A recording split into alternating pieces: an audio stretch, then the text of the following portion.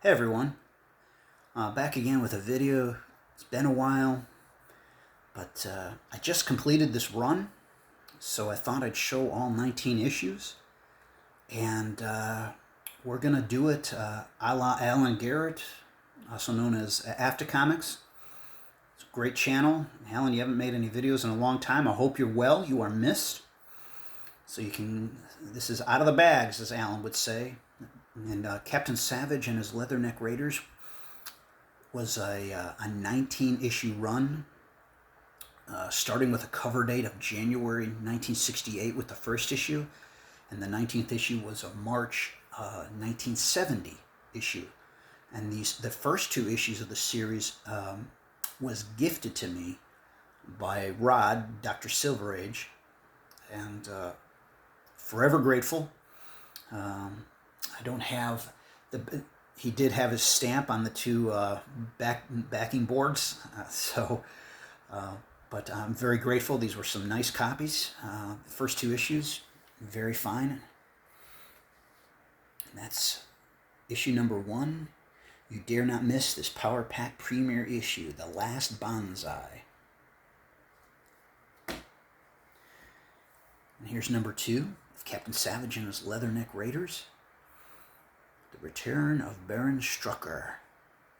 And wait till you meet the Sensational Samurai Squad. And this is from March 1968. That's the cover date. We all know that back then, comics or magazines, they were usually put out 2 or 3 months before the actual cover date of the publication.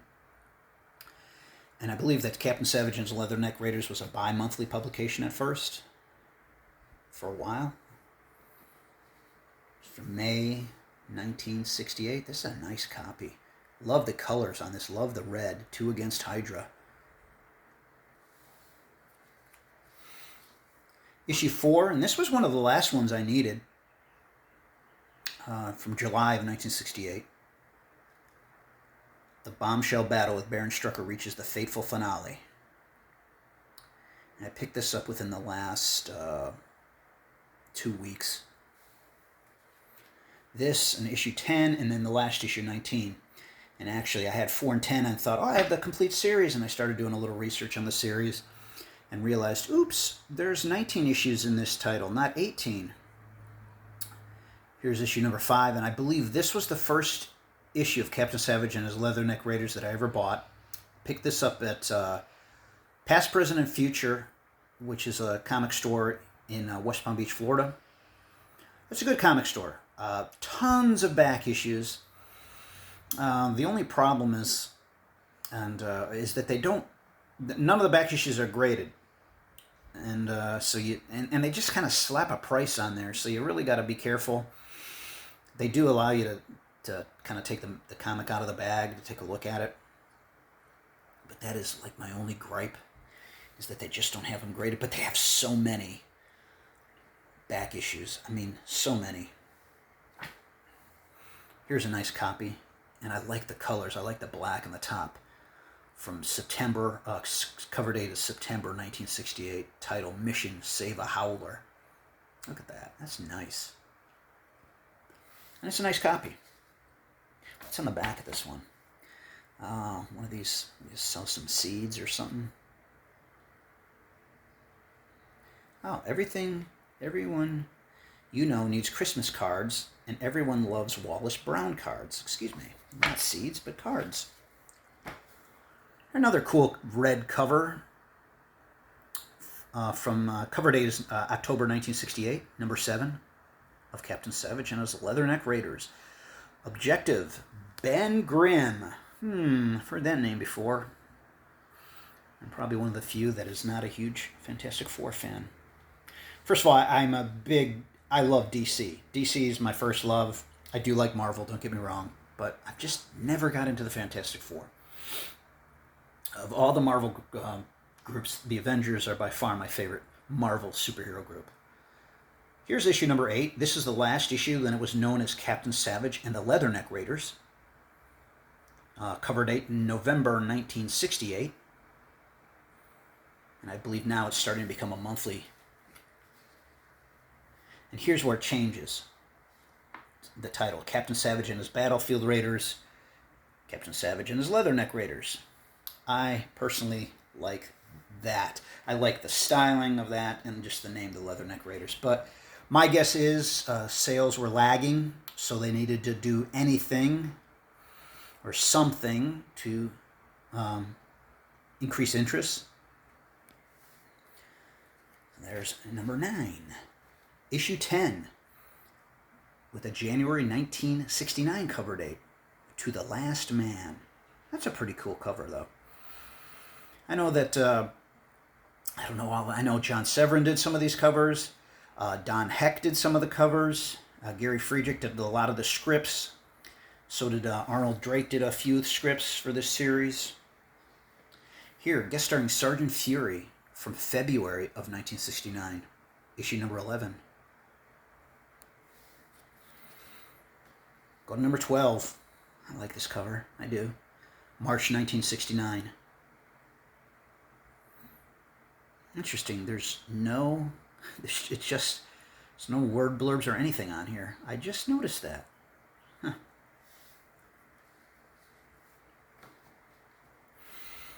Issue number 13, cover date of April 1969, The Junk Heap Juggernauts.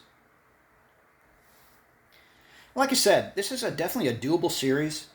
It's probably one of the few Silver Age series that ran any length of time that you can afford. It's not going to break the bank, even the first issue. Yes, I got the first and second issues gifted to me, but still, they are affordable, even in a nicer grade. Here's May 1969, issue 14 of Captain Savage and his Battlefield Raiders. Savage's first mission.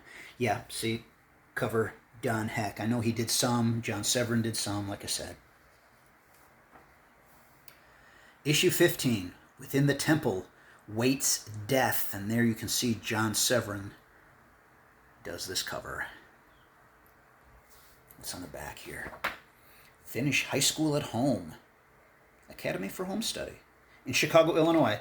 I was born in Chicago, lived actually in the suburbs of Chicago, a town called Schiller Park, which is right next to the O'Hare Airport. The planes would fly overhead and the houses would shake. And it was just normal. But I lived there till I was 10 years old, or 11. Here's issue number 16 from September 1969. War is Hell on Ice. Want an offbeat war mag? This is it, believer. Let's just see what's on the back of that. More of the Wallace Brown cards. Oh, by the way, I missed it. Nice little date stamp there. May 7th, 1968. I think that adds character to a comic. Don't mind it at all. Here's issue number 17 from November of 1969. Nice cover. Nice cover. I mean, the art's good. The stories are good. I think this was obviously overshadowed by Sergeant Fury and his Howling Commandos. Number 18, second from the last. Move it, mister. We're breaking out of this death camp. January 1970. And what was it? Starting actually with issue 15, I noticed it went to 15 cents. Do you have art talent worth developing? Take our free test and see. And most of these are, like I said, are pretty nice copies. And this was the last issue, like I said, that I needed. Doing some research on Mike's Amazing World of Comics, and like, okay, just getting down some information, and then all of a sudden I see, what? It doesn't stop at 18. I'm like, no! So I went out on eBay. And I know some people have gripes against eBay, but you know what? There's some good sellers on there. I just buy from a handful of sellers that have always provided some nice copies of comics. And I don't just blindly look for the cheapest copy of something. And so, I mean, there's some top-notch comic companies. I mean, Reese Comics, which I've seen at Heroes Con, they have a nice eBay store, and there's several other places that have good eBay stores. And so I I just check them out, you know, on a weekly basis to see if there's something on my want list that they have and at a good price. But anyway, this is issue number 19 from March 1970. They Serve in Silence. The last issue in this run. Anyway, I hope you enjoyed this video. Again, neat series. Really a nice series. And as I said, affordable. Nice art. Even, like I said, even the first issue, second issue, the low numbers are not going to be expensive at all. I didn't read them in order. I just read them as I got them. But, you know, maybe one day I'll sit down and start from the beginning again. Again, I like the red. That really is just a nice, and that's nice too with that black there. Again, here's that first one that I bought. This is one of the last ones. Here's another red cover right there. That's nice, isn't it? Look at that. Nice close up. And this is a cool cover too. I think I have that series of videos I've done is 2 better than 1. And I believe I picked this over issue number 2 over this one for cover. But anyway, thanks for watching, everyone. Take care.